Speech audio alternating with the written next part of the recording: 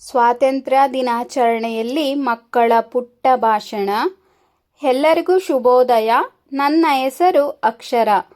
ಇಂದು ನಾವು ಸ್ವಾತಂತ್ರ್ಯ ದಿನಾಚರಣೆಯನ್ನು ಆಚರಿಸುತ್ತಿದ್ದೇವೆ. ಎಲ್ಲರಿಗೂ ಸ್ವಾತಂತ್ರ್ಯ ದಿನದ ಶುಭಾಶಯಗಳು.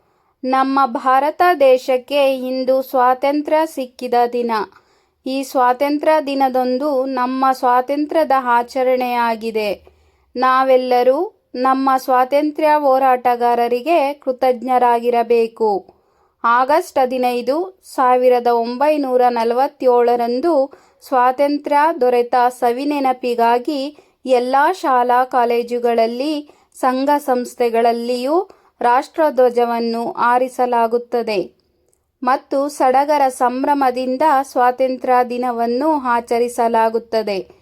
ನಾನು ಭಾರತೀಯಳಾಗಿರುವುದಕ್ಕೆ ಹೆಮ್ಮೆ ಪಡುತ್ತೇನೆ ಮತ್ತು ನಾನು ನನ್ನ ದೇಶವನ್ನು ತುಂಬ ಪ್ರೀತಿಸುತ್ತೇನೆ ಎಂದು ಹೇಳುತ್ತಾ ನನ್ನ ಪುಟ್ಟ ಭಾಷಣವನ್ನು ಮುಗಿಸುತ್ತಿದ್ದೇನೆ. ಎಲ್ಲರಿಗೂ ಧನ್ಯವಾದಗಳು. ಜೈ ಹಿಂದ್, ಜೈ ಭಾರತ ಮಾತೆ.